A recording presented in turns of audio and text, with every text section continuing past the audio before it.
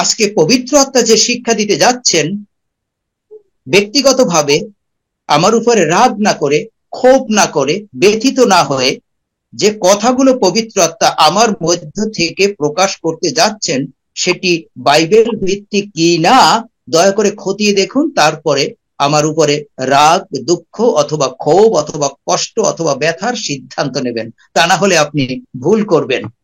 Praise god, ঈশ্বর আশীর্বাদ করুন। আমার হাতে মোবাইল রয়েছে, আপনি কি জানেন আপনার ওখানে সময় কত? আমার এখানে সময় 4:34। একটু সময় চুপ থাকি, আপনার ঘড়ির দিকে আপনি তাকান। 4:35 হয়ে গেছে এখন, তার মানে 1 মিনিট শেষ। লিসেন কেয়ারফুলি, দয়া করে আপনি ভুল করবেন। যখন আমি দেখলাম 4:34, তারপরে 4:35, তারপরে 4:36, এইভাবে কিন্তু আমাদের জীবন থেকে আস্তে আস্তে গড়িয়ে গড়িয়ে সময় চলে যাচ্ছে। সময় চলে যাচ্ছে, কিন্তু আমরা গড়িয়ে গড়িয়ে কোথায় যাচ্ছি? একটি প্রশ্ন আসতে পারে যে আমাদের জীবন থেকে তো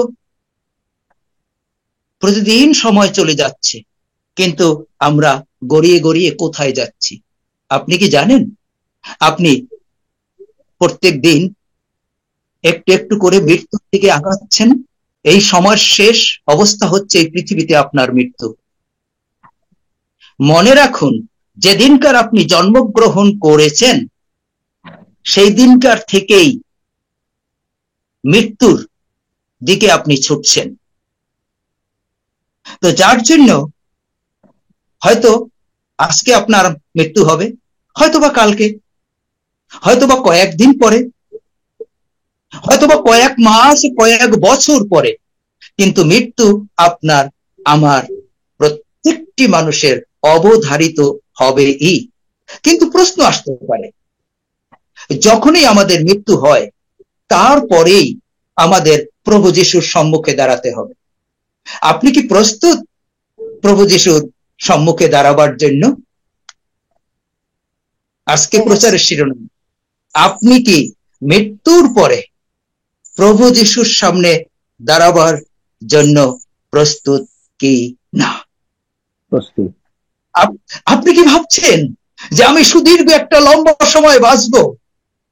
কিন্তু বিবলিক্যাল প্যাটার্ন যদি দেখি, আপনার জীবন আমার জীবন কত অল্প সময়, তাতে গর্ব অহংকার করার কিচ্ছু নেই। এত অল্প সময় আমাদের জীবনটা। গীত সংহিতা, আমাদের জীবনটা কত অল্প সময়, প্লিজ দেখে আসি। গীত সংহিতা 103 অধ্যায় 15 থেকে 16 পদ। ঘাসের আয়ুর মতোই মানুষের আয়ু, মাঠের ফুলের মতোই সে ফুটে ওঠে। ফুলের উপর দিয়ে বাতাস বয়ে গেলে ফুল আর থাকে না, যে জায়গায় সেই ফুল ফুটেছিল সেই জায়গাও আর তাকে মনে রাখে না। তাহলে এই দুটি পদ থেকে আমরা কি দেখলাম? আমাদের জীবন ঘাসের মতন, আমাদের জীবন ফুলের মতন, সকালে ফুটে বিকালে ঝরে যায়, এবং আমরা যখন ঝরে যাব আমাদের কথা আর মানুষ বেশি দিন, কিছুদিন ছবি হয়ে ঝুলে থাকবো, আর মনেও রাখবে না। এটাই আমাদের জীবন।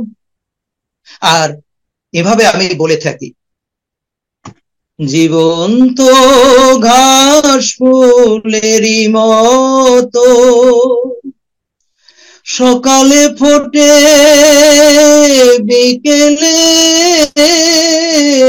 ঝরে যায়। ও মানুষ, যা কিছু করো, যা কিছু ভাবো, ভালোবাসা ছাড়া কোনো কিছু সত্যি নয়। আপনার আমার জীবন ঘাস ফুলের মতন, আপনার আমার জীবন একেবারেই ক্ষণস্থায়ী। আরো আপনার আমার জীবন কেমন, কতটা সময় পৃথিবীতে পাবেন, একটু ভেবে দেখুন, গীতসংহিতা 144 অধ্যায় 4 পদ। ও গড, মানুষ তো নিঃশ্বাস মাত্র, তার দিনগুলো সরে যাওয়া ছায়ার মতো। আবার পড়ছি, মানুষ তো নিঃশ্বাস মাত্র, তার দিনগুলো সরে যাওয়া ছায়ার মতন।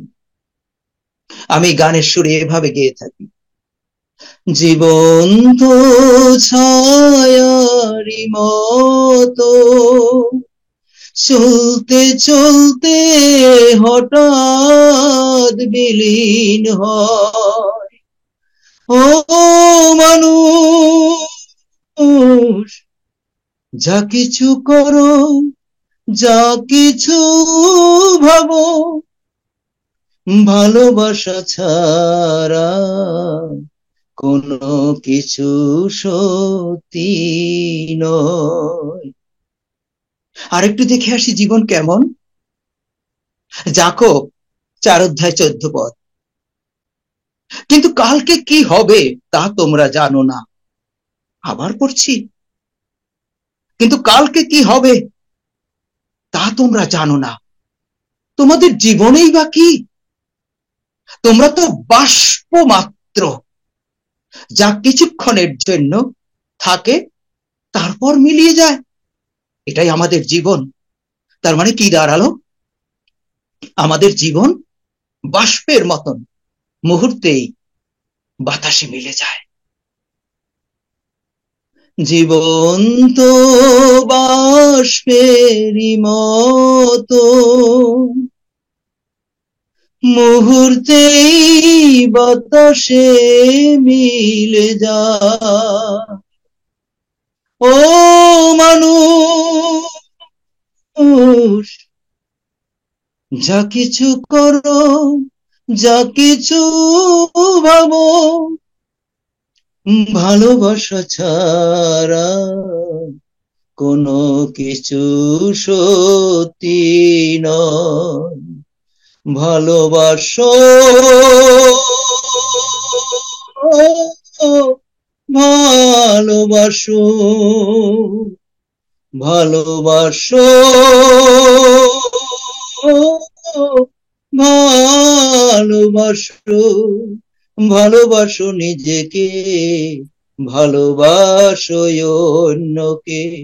যিশু বাবাই ভালোবাসা। ও মানুষ, যা কিছু করো, যা কিছু ভাবো, ভালোবাসা ছাড়া কোনো কিছু সত্যি নয়। কি ভাবছেন? তাহলে উপসংহারে কি দাঁড়াবে? গীতসংহিতা 90 অধ্যায় 12 পদে লেখা রয়েছে, তাহলে তুমি আমাদের বুঝিয়ে দাও যে আমাদের আয়ু কত অল্প।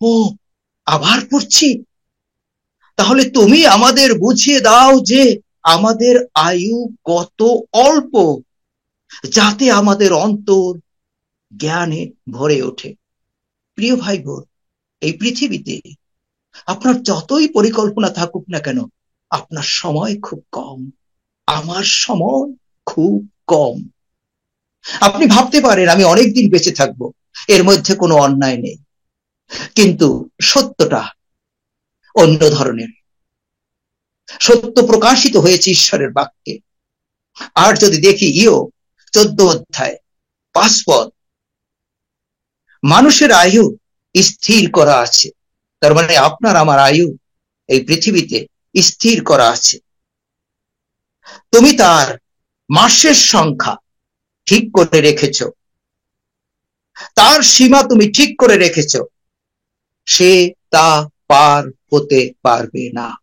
তার মানে আপনি কোন দিন মারা যাবেন, কোন মাসে মারা যাবেন, কোন তারিখে মারা যাবেন, কটার সময় মারা যাবেন, পৃথিবীতে কতদিন থাকবেন, সমস্ত কিছু ঈশ্বর নির্ধারণ করে রেখেছেন। আপনি সময়গুলোকে কিভাবে ব্যবহার করছেন, কিভাবে ছুটছেন? খুব অল্প একটি সময় নিয়ে আমরা পৃথিবীতে জীবন যাপন করছি, যার জন্য মৃত্যু তো আপনার কাছাকাছি, আমার কাছাকাছি, কিন্তু মৃত্যুর পরেই তো প্রভু যিশুর সম্মুখে দাঁড়াতে হবে। আপনি কি প্রস্তুত? সত্যিই প্রস্তুত? একটি উদাহরণ শুনুন। পিতা মাতা একমাত্র সন্তান, তাকে স্কুল, কলেজ, ইউনিভার্সিটিতে সুউচ্চ শিক্ষায় শিক্ষিত করেছে। ওই সন্তানটি অসুস্থ হলেন, এবং এমন ভাবে অসুস্থ হলেন, দুরারোগ্য ব্যাধি। ডাক্তার তাকে বললেন, আপনাদের সন্তানটি বেঁচে থাকবে না। তার আর বেশি সময় নেই। সন্তানটিও শুনতে পেল যে আমার আর বেশি সময় নেই। সে ভীষণভাবে কাঁদছে এবং উদ্বিগ্ন হচ্ছে। মৃত্যুর ভয়ে তার বাবা মা তাকে সান্ত্বনা দেওয়ার চেষ্টা করছে। আমরা যতদূর সম্ভব চিকিৎসা করব, তুমি ভালো হয়ে যাবে, যেভাবে আমরা পিতা মাতারা সান্ত্বনা দেই, প্রিয়জনরা সান্ত্বনা দেই। কিন্তু সে অঝরে কান্না কাঁদছে, বলছে, বাবা মা, আমার মনে একটি প্রশ্ন। তোমরা আমাকে অনেক কিছু শিখিয়েছো, স্কুল, কলেজ, ইউনিভার্সিটিতে তোমাদের সমস্ত সম্পদ দিয়া আমাকে শিক্ষিত করেছো, টেকনোলজিতে আমার মন অন্তর ভরপুর করেছো, কিন্তু এটি কেন শিখাও নাই মৃত্যুর পরে আমার কি হবে, আমি কোথায় যাব, কোথায় থাকবো, কেন আমি জানি না। এই ভয়ে আমি সাংঘাতিকভাবে ভীত। আমি কি লেখাপড়া করলাম, আমার মৃত্যুর পরে কি হবে তা যদি আমি জানতে না পারি, তোমরা আমাকে কেন শিখাওনি, যার জন্য আমি ভয় পাচ্ছি। প্রিয় ভাই বোন, আপনার মৃত্যুর পরে কোথায় যাচ্ছেন, আপনার মৃত্যুর পরে কি হবে, পৃথিবীতে আমি নিশ্চয়তার সঙ্গে বলছি, একমাত্র পবিত্র বাইবেল ছাড়া আর কোথাও লিপিবদ্ধ নাই এই সত্য। এর মধ্য থেকে আপনি জানতে পারেন আপনার মৃত্যুর পরে আপনি কোথায় যাচ্ছেন, আপনার মৃত্যুর পরে কি হবে, আপনি কোন অবস্থায় থাকবেন, শান্তিযুক্ত অবস্থায় থাকবেন অথবা ব্যথাযুক্ত অবস্থায় থাকবেন। এই সন্ধ্যায় পিতা ঈশ্বর এই কথা বলছেন, ইব্রিয় 9:27 পদ। ঈশ্বর ঠিক করে রেখেছেন যে প্রত্যেক মানুষের একবার মৃত্যু, তারপরেই তার বিচার হবে। প্রভু যিশু বিচার করবেন, এবং সেই বিচারটা কেমন হবে? উপদেশক 12:14 পদ। ঈশ্বর প্রত্যেকটি কাজের, এমনকি প্রত্যেকটি গোপন ব্যাপারের বিচার করবেন, যা ভালো হোক বা মন্দ হোক।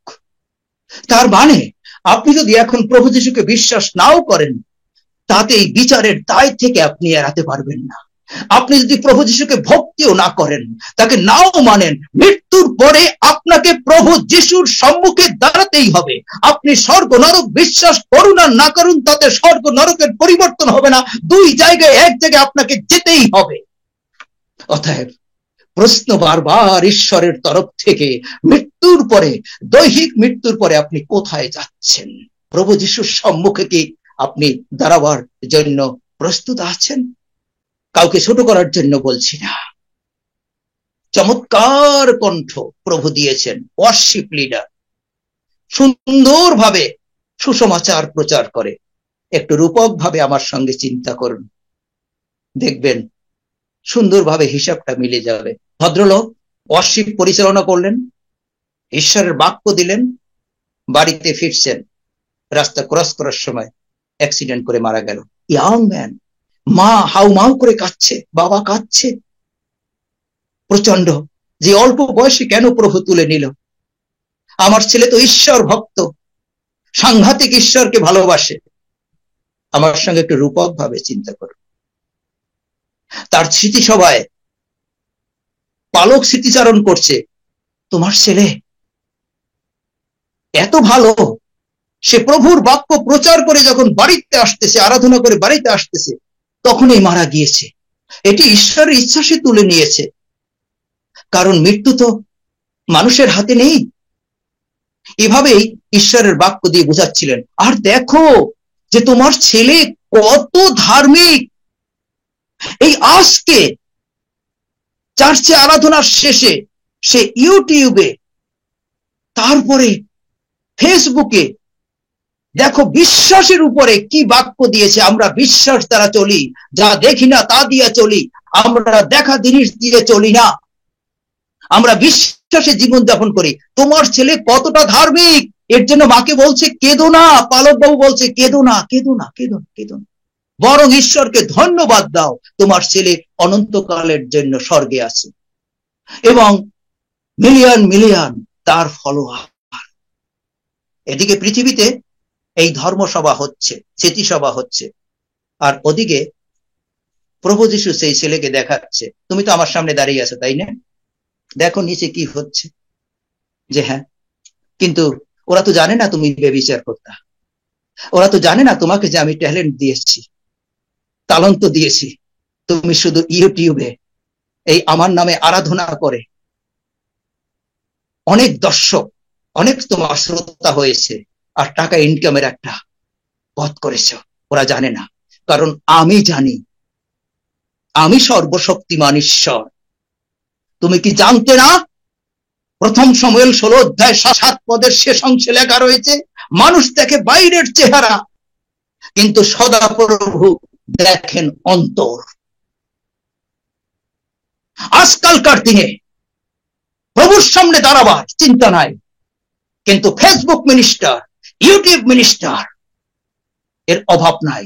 ফেসবুক ইউটিউব একটা হলেই ফেসবুক ইউটিউব। আমি ফেসবুক ইউটিউবের বিরুদ্ধে না, কিন্তু আমি আপনাদেরকে সতর্ক করে দিচ্ছি,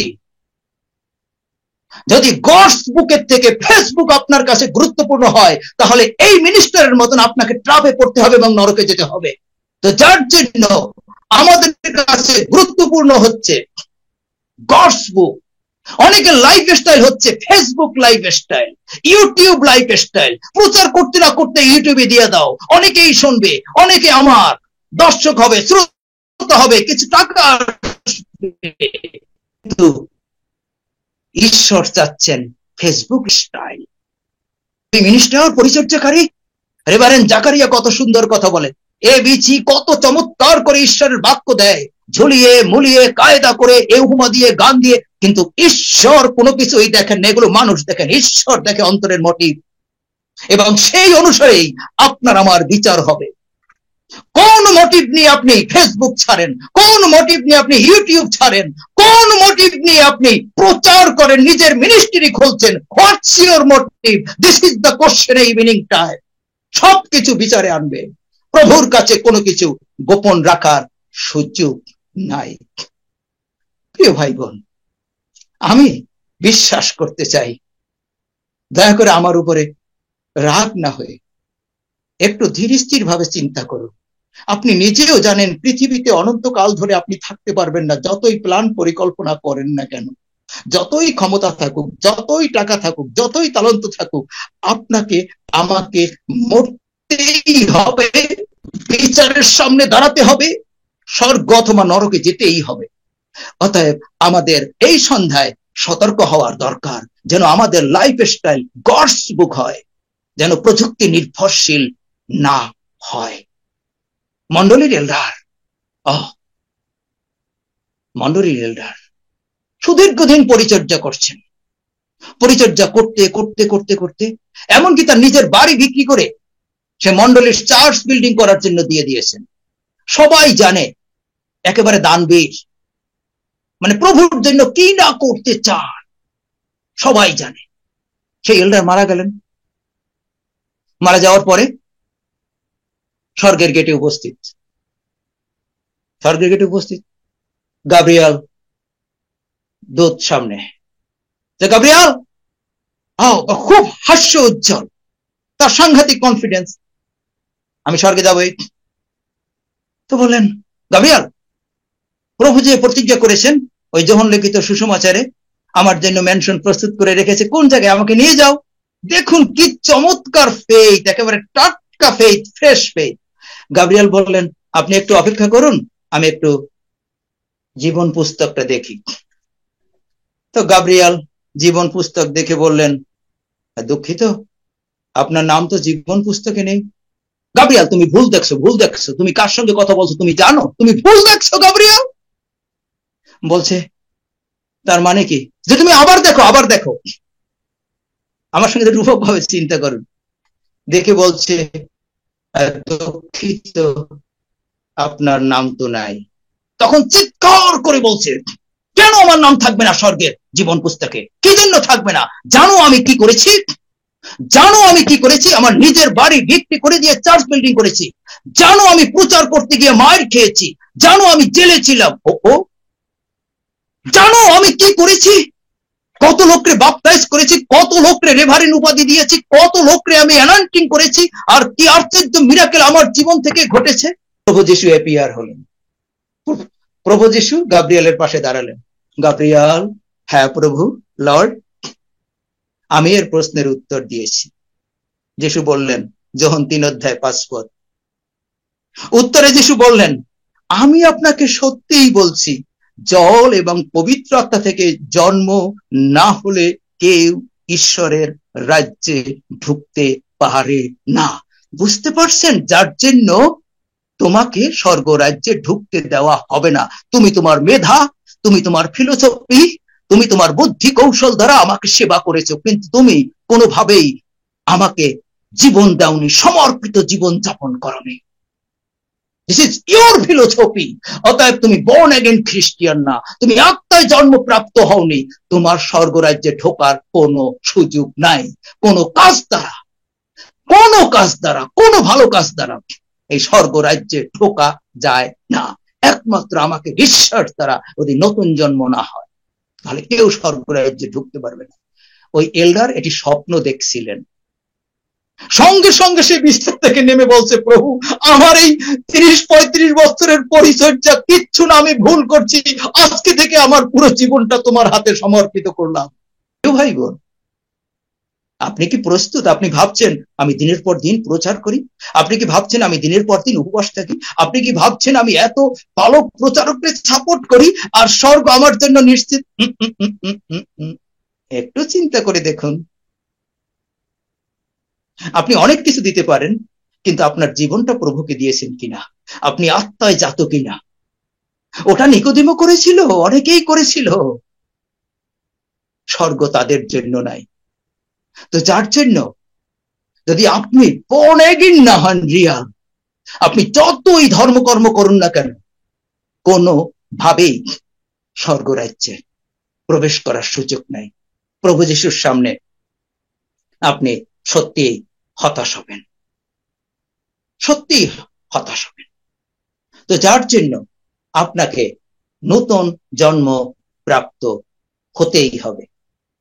এখন যে উদাহরণটি দেব, আরেকটি উদাহরণ দেব, আপনারা আটকে উঠবেন শুনলে, কিন্তু দয়া করে আবারও বলছি করজোরে, যেন আমার উপরে রাগ না করেন। আমি যে বাইবেল বিশ্বাস করি, এই বাইবেল অনুসারে কথা বলছি কিনা আপনারা বিচার বিবেচনা করবেন। তারপরেও যদি কোনো ভুল থাকে, আমার ইউটিউবে, ফেসবুকে, অথবা সরাসরি আমাকে কল দিয়ে, অথবা শুক্রবারে এই ঝুমে এসে সরাসরি প্রশ্ন করে সংশোধন করতে পারেন। তাহলে আমি বাধিত হব, আশীর্বাদ প্রাপ্ত হব। কিন্তু রাগ, বিতৃষ্ণা, তিক্ততা আনার আগে চিন্তা করুন। যে উদাহরণটি দেব আপনার সবাই অনেকেই আটকে উঠবেন, মাদার তেরেজা। আমি ইউটিউবে দেখলাম মাদার তেরেজাকে একজন দর্শন পেয়েছে নরকে। মাদার তেরেজার কথা যখনই মনে পড়ে, সুন্দর এখানে নীল কালারের দুটো পায়ের সাদা ড্রেস, বয়স্ক এক ভদ্র মহিলা, খুব বিনম্রভাবে কথা বলে। আমি একটু শুনলাম, এই যে মাথার মধ্যে ঢুকছে, এখন মাদার তেরেজাকে স্টাডি করা শুরু করলাম। কারণ তার প্রতি তো ভয়, ভক্তি, ভালোবাসা, শ্রদ্ধা এটি বিশ্বনন্দিত এবং পৃথিবীর বিভিন্ন পাঠ্যপুস্তকে রয়েছে। আমি মাদার তেরেজার নোবেল প্রাইজ যখন পেয়েছে, তখন তার যে ভাষ্য ছিল সেটি শুনলাম। মাদার তেরেজা কোন কোন জায়গায় কি বক্তব্য রেখেছে এগুলো আমি শুনলাম। আমি জানি না সে নরকে গিয়েছে কিনা, কিন্তু আমার বাইবেল অনুসারে তার স্বর্গ নেই, একদম পরিষ্কার বলে দিচ্ছি। আমার বাইবেল অনুসারে, এই বাইবেল অনুসারে তার স্বর্গ নেই, কোনোভাবেই না। কেন নাই সেটি আমি বলে দিচ্ছি, পরিষ্কার করে শুনুন। যোহন 3:16 ইতিমধ্যে আমাদের শ্রদ্ধেয় রেভারেন্ড জাকারিয়া ভাই উচ্চারণ করেছে। এবারে 18 পদটি আমি পড়ে শোনাচ্ছি। যদি আপনার বিশ্বাসে এই বাক্য সত্য হয়, তাহলে মাদার তেরেসা স্বর্গে নাই।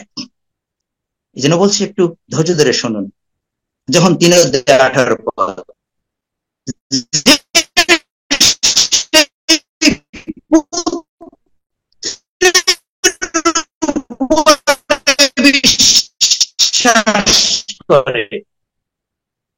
তার কোনো বিচার হয় না, তাকে দোষী বলে। এবারে এই জায়গায় সে একমাত্র পুত্রের উপরে বিশ্বাস করেনি, একমাত্র। তার মানে এই যোহন 3:18 পদ, যোহন 3:16 পদ, এখানের যে মূল বিষয়, একমাত্র পুত্রের উপরে বিশ্বাস করতে হবে। এর সঙ্গে মেরিকে, এর সঙ্গে সেন্টকে, এর সঙ্গে অন্য কোনো কিছু যোগ করা যাবে না। This is not the gospel. কিন্তু মাদার তেরেসা, আপনি ভিডিওগুলো দেখুন, সে মেরির কাছে প্রকাশ্যে প্রার্থনা করেছে, প্রকাশ্যে। অতএব মেরিকে শ্রদ্ধা করি, প্রভুর মা, দৈহিক, ফিজিক্যাল, স্পিরিচুয়াল না, প্রভুর মা, বাইবেলে লেখা রয়েছে। মেরির কাছ থেকে আমাদের অনেক কিছু শেখার রয়েছে, অনেক কিছু জানার রয়েছে। কিন্তু ঈশ্বর এবং মানুষের মধ্যে মধ্যস্থতাকারী মেরি এবং যিশু না, ওনলি যিশু। পবিত্র বাইবেল এই কথা বলে।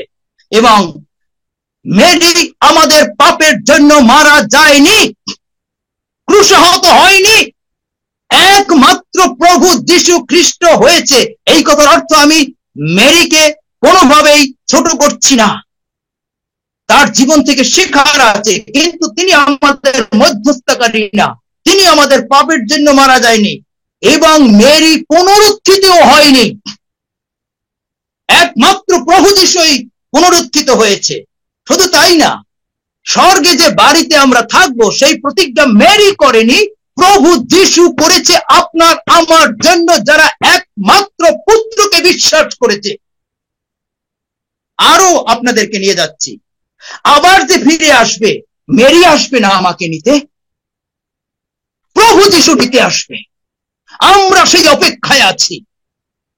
তো যার জন্য যে বিষয়টা হচ্ছে, মেরির জীবন থেকে আমরা অনেক কিছু শিখতে পাই, কিন্তু মেরির কাছে, মেরি আমাদের মধ্যস্থতাকারী না ঈশ্বরের বাক্য অনুসারে। এবং মেরি আমাদের জন্য রক্ত ঝরায়নি যে মেরির রক্তে আমরা শুচি হব। তো যার জন্য মাদার তেরেসা প্রভু যিশুর সঙ্গেও প্রার্থনা করতেন এবং মেরির সঙ্গেও। তার মানে এই বাক্যের সঙ্গে কেউ যদি যোগ করে, কিছু বিয়োগ করে, সে অভিশপ্ত। সাধু পৌল গলাতীয় পুস্তকে বলেছে, খ্রিস্টকে ছাড়া যদি কোনো সুসমাচার দেয় তাহলে সে অভিশপ্ত। শুধু তাই না, আমি অবাক হয়েছি কেন জানেন?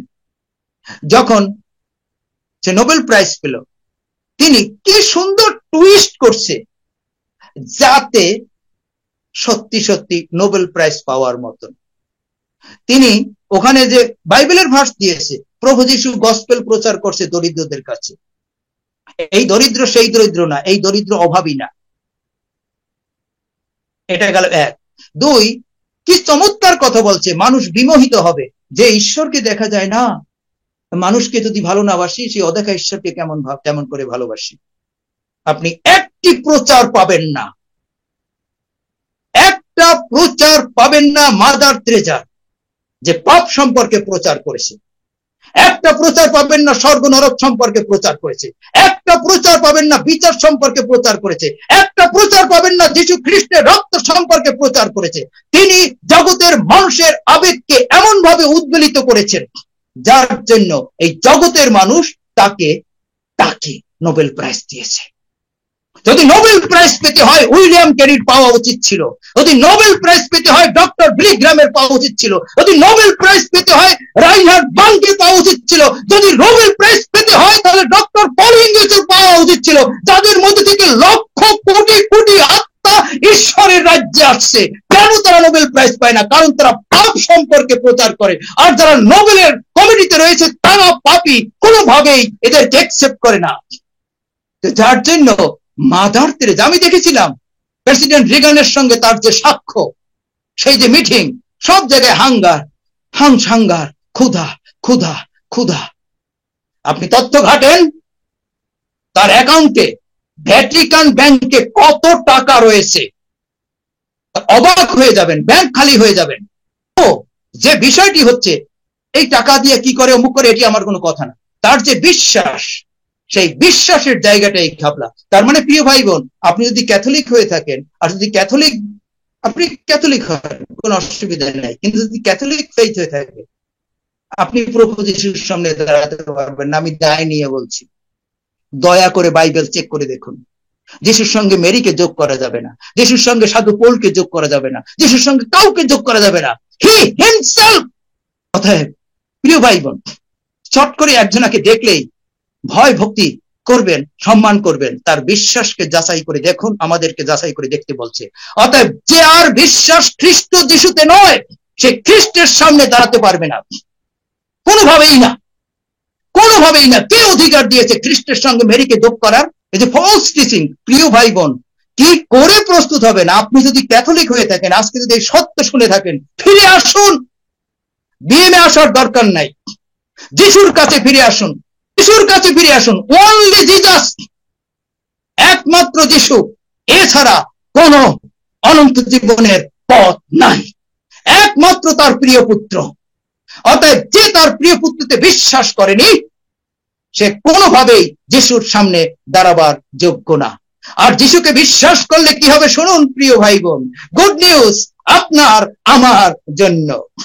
আরে সিম্পল ম্যাথ। মেরি কি আমাকে সন্তান বানিয়েছে? মেরি কি আমাকে রাজদূত বানিয়েছে? মেরি কি আমাকে পুরোহিত করেছে? নো। মেরি কি আমাকে নয়নের মণি করেছে? নো। আরে এক্স টুতে মেরিও তো প্রেরিতদের সঙ্গে প্রার্থনা করতো যিশুর কাছে। কেন এই বিষয়গুলো বুঝতে পারে না? হ্যাঁ, কিন্তু প্রিয় ভাই বোন, আমি দায় নিয়ে বলছি, দায় নিয়ে, দায়িত্ব নিয়ে বলছি, আপনার আমার জন্য গুড নিউজ। সেই গুড নিউজটা কি শুনবেন? Very very good news. আর সেটি হচ্ছে এই প্রথম করন্থীয় 15 অধ্যায় 55 থেকে 57 পদ। মৃত্যু তোমার জয় কোথায়? মৃত্যু তোমার হুল কোথায়?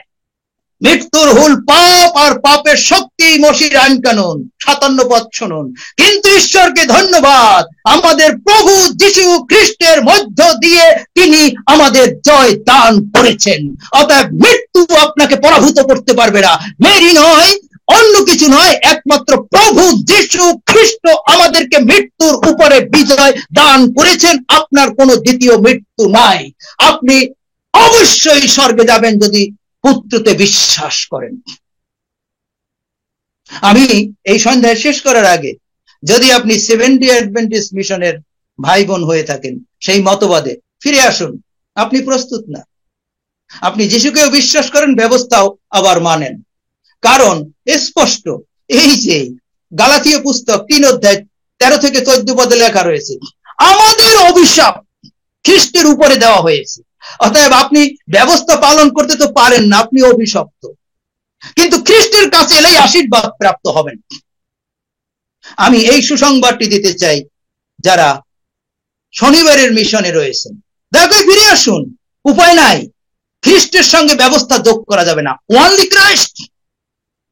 আমি জিহোবা উইটনেসদের বলবো, আপনারা ঈশ্বরের পুত্র স্বীকার করেন, কিন্তু যিশুকে ঈশ্বর স্বীকার করেন না।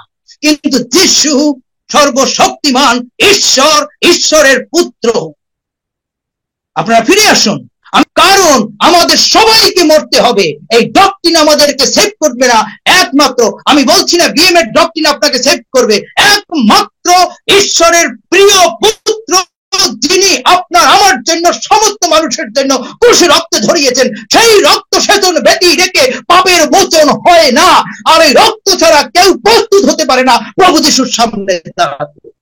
অর্থাৎ প্রিয় ভাই বোন, কে মোর পাপারে ধুতে কেবল মাত্র মেরি রক্তে, নাকি না? যিশুর রক্তে। কে পারে নির্মল করতে কেবল মাত্র যিশুর রক্ত। আমি ভালোবাসি ক্যাথলিক ভাই বোনদেরকে, আমি ভালোবাসি সেভেন্টি অ্যাডভেন্টিস্ট মিশন ভাই বোনদেরকে, আমি ভালোবাসি হয়তো দাদা ভাই না দিদি ভাই রয়েছে ইন্ডিয়ায়, ওদেরকে ভালোবাসি। প্রিয় ভাই বোন, তোমরা অনেক কষ্ট করে ঈশ্বরের পক্ষে জীবন যাপন করছো, কিন্তু ভুল প্ল্যাটফর্মে দাঁড়িয়ে, ভুল জায়গায় দাঁড়িয়ে ঈশ্বরের বাক্যকে আঁকড়ে ধরো, কারণ ঈশ্বর কখনোই মিথ্যা বলেন না। তার পুত্রের মধ্য থেকেই কেবলমাত্র অনন্ত জীবন। অতএব আপনি প্রস্তুত আছেন? এর প্রমাণটা দিয়ে শেষ করুন প্লিজ। It's very simple. সমস্ত অন্তর দিয়ে পুত্রকে বিশ্বাস করুন, এবং ওই ইন্টারনেট ফ্রড ওরকম হয়ে হবে না। বিশ্বাস করছে কিন্তু পাপে জীবন যাপন করছে। দুটি কাজ আপনাকে করতে হবে। সমস্ত অন্তর দিয়ে বিশ্বাস করুন, আর সেই বিশ্বাসের কনসিকুয়েন্স, ফলাফল হচ্ছে আপনি এই বাক্য অনুসারে জীবন যাপন করুন। আমি নিশ্চয়তার সঙ্গে বলছি, স্বর্গ আপনার জন্য নিশ্চিত। ঈশ্বর আশীর্বাদ করুন প্রিয় ভাই বোন। আমি বিশ্বাস করি আপনারা বুঝতে পারছেন যে কি করে আমি প্রভুর সামনে দাঁড়াতে পারি। একমাত্র পুত্রে বিশ্বাস, এবং সেই বিশ্বাসের ফলাফল হচ্ছে ঈশ্বরের বাক্য অনুসারে জীবন যাপন করা। স্বর্গ আপনার জন্য নিশ্চিত। ঈশ্বর আশীর্বাদ করুন। Love you all.